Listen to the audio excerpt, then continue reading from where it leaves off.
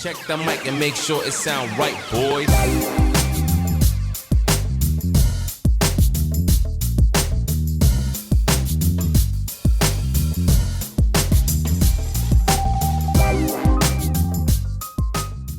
You know what Grandpa taught me?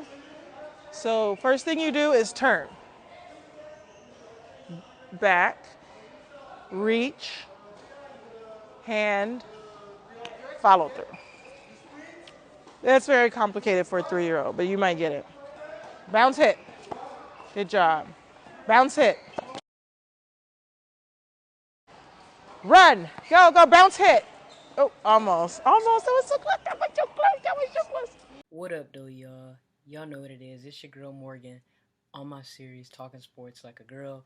It's Thursday, so we're talking sports like a girl. And, you know, on Mondays, we check in with Devin, the other half of the Don't Be Pressed podcast team, with Dev Be Entertaining. All right, so we got a lot to cover, so I'm going to just get right into it. Like I said, what up, though? So you know what I got to start with? Our Detroit news. The Detroit Pistons got the first pick in the 2021 NBA draft. Let me say it again. The Detroit Pistons got the number 1 pick in the 2021 NBA draft. That has not happened since 1970.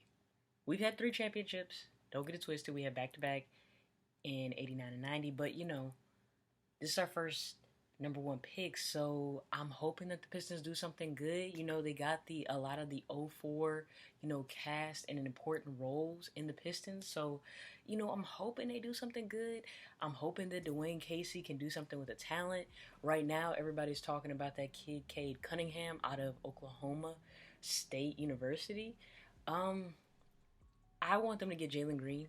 I prefer Jalen Green in this draft class. And then in 2022, if they let Imani Bates come in, or in 2023, if he got to do a one and done, he got to do some time in the G League, I want Imani Bates. This is our chance to have our guy who's from Michigan play for our NBA team. Just like Cleveland Cavaliers, they had their little chance to have Braun. Like, we want our chance. We believe that this man is the next KD. He is phenomenal, and we want a chance to have him. Like, we should get first dibs. Give us the first 7 years and see what we can do with him. I'm pretty sure Dwayne Casey, that combined with this number 1 pick, we can make some things happen. We're going to make some noise. So, I'm excited for the Pistons, for the home team. Moving on from there, we got to come in and we got to do our hot takes, y'all. If you've been watching the NBA playoffs, you know that the Hawks, the Clippers, the Suns, and the Milwaukee Bucks are the final 4 teams. That is what our conference finals look like. And let me tell you, I think it's a great thing for the NBA. None of these teams have won since the 70s, which was the Milwaukee Bucks. The Suns have never won. The Clippers have never won. And I don't believe the Hawks have ever won. This is great for the NBA because it shows a dispersing of talent. It shows a dispersing of success. It shows that anybody can win. For so long in the NBA, we've been saying, oh, we already know who's going to be in the finals. We already know who's going to win it. This year, everybody thought Lakers and Brooklyn. That's what we're going to see. But injuries played a factor, and now it's making it more interesting because nobody knows what's going to happen. Nobody could have told you that these 4 teams would be the remaining 4 teams. Nobody had this. If this was March Madness, everybody's brackets would be broken. So that's great for the NBA because we don't know what's going to happen. So it just makes it even more intriguing, and it gets us started into a new generation. Everybody's hanging on to the old generation, to the old ways of, doing things and playing basketball. Now, if we love basketball, we got to sit in and we got to sit tight for these new guys. So I'm excited. One of the other hot takes that I have is we need to hire more black coaches in the NBA. 3 out of the 4 of these coaches are black coaches.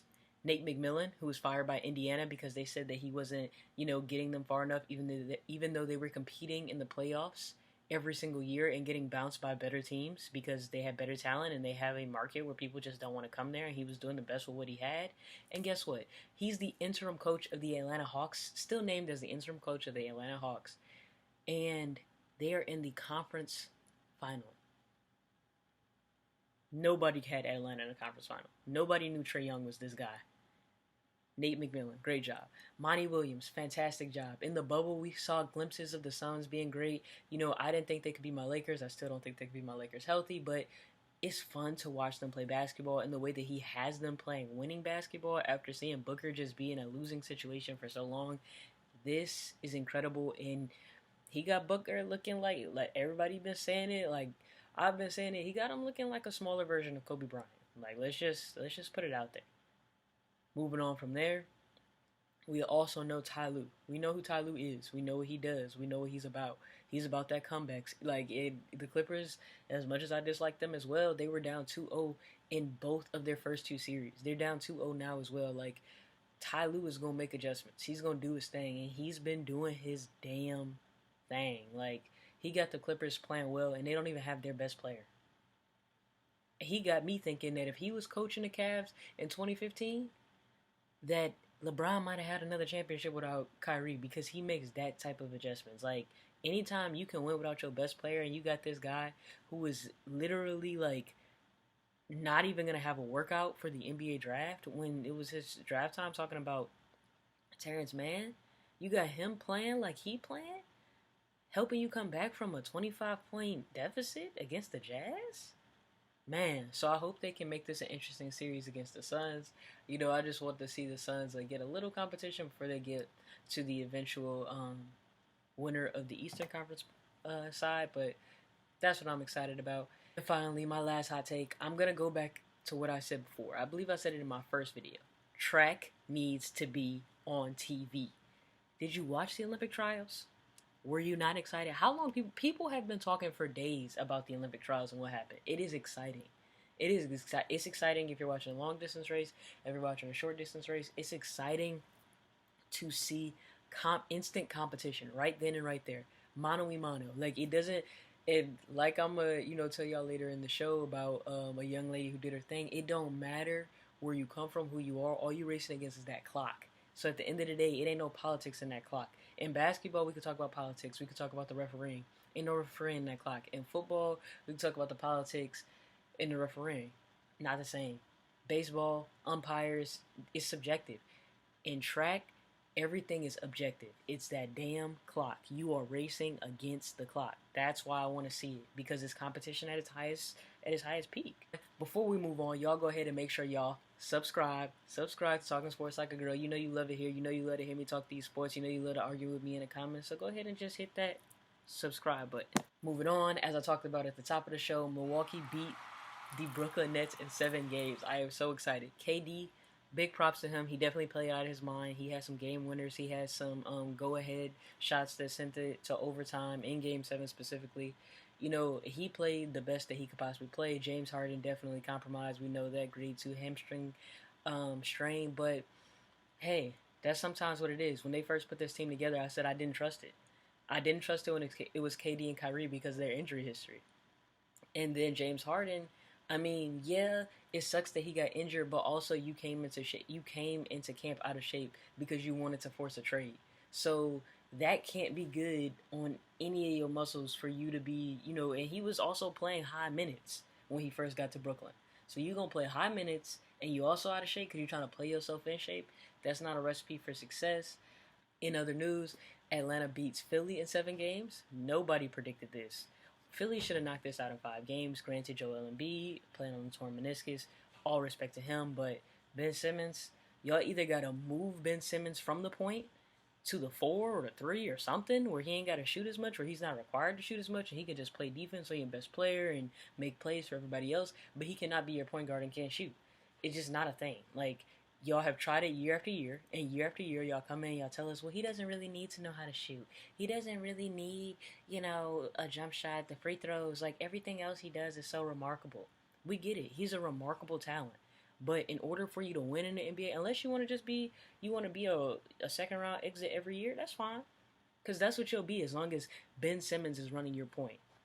Not to say that he's not effective, not to say that he doesn't have the potential to be great, but he don't have the potential to be great right now as a point guard without even wanting to attempt a jump shot. We wouldn't have Giannis running point, and that man will at least attempt a jump shot. At least he's not scared to go to the free throw line. Like, this man literally passed up an open layup.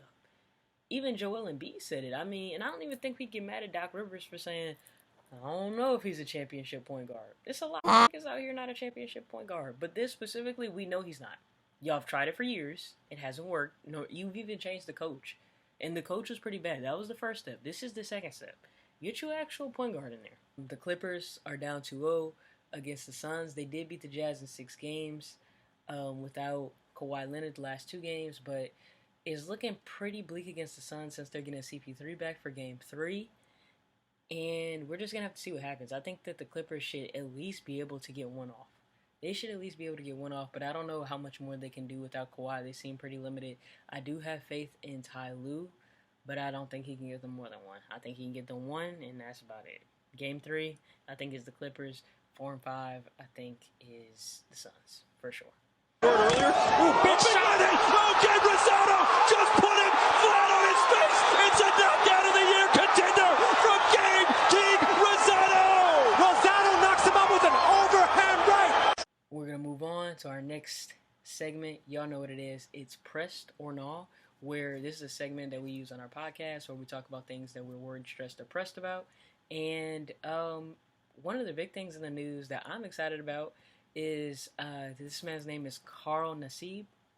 He is a defensive end for the Oakland Raiders, and he came out as gay over the weekend. I mean, props to him. He did, like he said, he didn't really need to come out. It's no one's like business, honestly. If you don't want to share like your coming out story, or if you're coming out at all, like if you just want to show up as you, like that's fine as well. But he felt like it was necessary to be a light and to be a beacon for those who are having a hard time, right? Those who are contemplating suicide because of, you know, their identity as a LGBTQ plus individual. So props to him. He is the only active NFL player that has come out as gay, and so I applaud him. That takes a lot of courage, because, you know, there's going to be some idiots saying some ignorant things, and I admire that. So congrats. Thank you, Mr. Carl Nassib, for living your truth and being you, and also donating to the Trevor Foundation, which is phenomenal. So we appreciate you. In other news, the Supreme Court ruled in favor of NCAA athletes. They can now receive unlimited benefits when it comes to education. So that means graduate scholarships. That means internships. That means computers. The fact that these things were not given to them before is ridiculous, but they can be an asset for your university. But you say you care about education. So what if they can't go on to the NBA or the NFL or any professional league? How are you supporting them still as a student? I mean, because as an undergrad student trying to be an athlete, it's very unlikely that they're going to be in a major they're going to be able to work right out as soon as they graduate, because of the intensity of the program, the sports program that they're in.